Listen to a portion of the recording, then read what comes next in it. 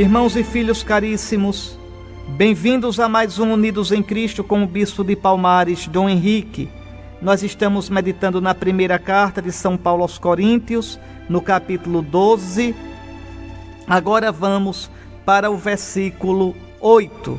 São Paulo estava dizendo que a cada um é dada a manifestação do Espírito Santo, em vista do bem de todos, quer dizer, da igreja toda.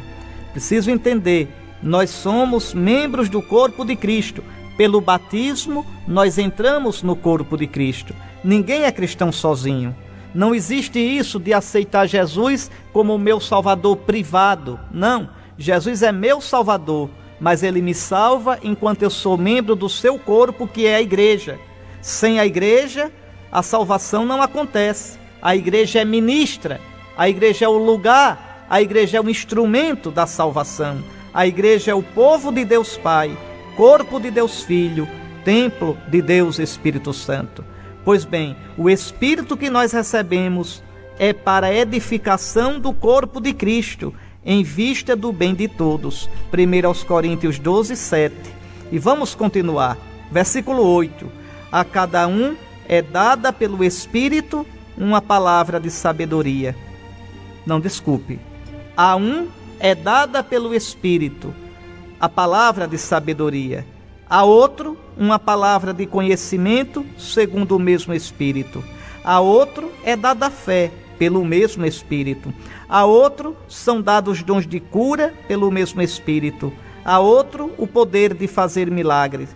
A outros a profecia. A outro o discernimento dos espíritos. A outro a diversidade de línguas. A outro o dom de as interpretar.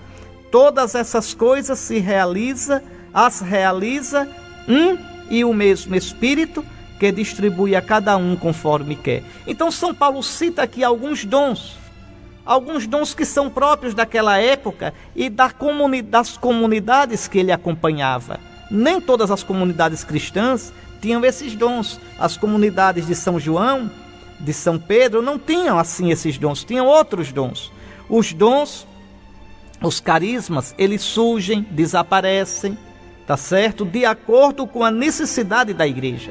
É preciso entender isso. Então São Paulo aqui cita vários dons. O dom da sabedoria, que é o dom de ter o discernimento das coisas de Deus, não é? Uma palavra de conhecimento, que mostra o conhecer os planos de Deus, que conhecer os planos de Deus na vida das pessoas.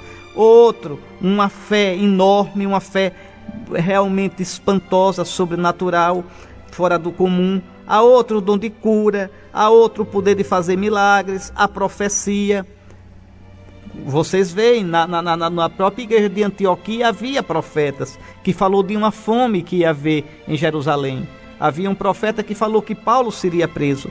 A outro, o discernimento dos espíritos. A outra, a diversidade de línguas. Eram pessoas que falavam em línguas. Tem uma distinção entre rezar em línguas e falar em línguas. Rezar em línguas é louvar a Deus. Chega num ponto que as palavras não bastam mais. Você então explode no louvor com gemidos. E outra coisa é falar em língua. Falar em língua é dar alguma mensagem para alguém, para uma comunidade em língua. E aí precisa de alguém para discernir, para interpretar. É obrigado a ter esses dons? Não, os dons são gratuitos. Os carismas são gratuitos. Ninguém é obrigado a falar em língua. Ninguém é obrigado a ter dom de interpretar. Ninguém é obrigado a rezar em língua. Isso acontece mais nos ambientes carismáticos. É correto? É. É obrigado para todo mundo? Não. É de Deus? É, se for para a edificação do corpo de Cristo, para o bem da igreja, para a glória de Cristo. Ótimo. Quem tem isso é superior a quem não tem? Não. Ter esses dons é essencial para a salvação? Não. Então, dons e carismas, Nosso Senhor dá a quem quer, quando quer, como quer e porque quer. Compreende? Então, o que não pode faltar é a caridade. Nós estamos no capítulo 12 da 1 aos Coríntios. No capítulo 13, São Paulo vai dizer qual é o maior dom. É a caridade, o amor. Aí ele vai dizer, se eu não tiver o amor, eu posso falar línguas, eu posso fazer milagres, eu posso fazer o que for, que nada disso vai servir. É o amor que nasce da fé em Nosso Senhor. Muito bem, o que importa, olha aqui, é o que está no versículo 11. Todas essas coisas as realiza um e o mesmo Espírito, que distribui a cada um conforme quer. E distribui para quê? Para o crescimento do corpo de Cristo. E aí São Paulo vai falar desse corpo de Cristo, que é a igreja. Olha lá, o versículo 12. Como o corpo é um, embora tenha muitos membros, e como todos os membros do corpo, embora sejam muitos, formam um só corpo, assim também acontece com Cristo.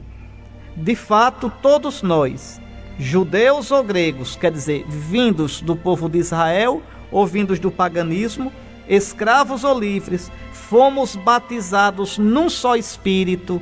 Olha aqui o sacramento do batismo, veja que dá o Espírito Santo. Fomos batizados num só Espírito para formarmos um só corpo na Eucaristia. E esse corpo é a igreja. E todos nós bebemos de um único Espírito. Que coisa linda isso, que coisa linda. Bebemos de um único Espírito no batismo e na Eucaristia. Porque em cada sacramento a gente recebe sim a graça do Espírito Santo para crescer cada vez mais como o corpo de Cristo, que é a igreja. Pense nisso. Você tem a graça de ser membro da igreja, da nossa Mãe Católica. Pense nisso. E que te abençoe o Deus Todo-Poderoso, Pai, Filho e Espírito Santo. Amém.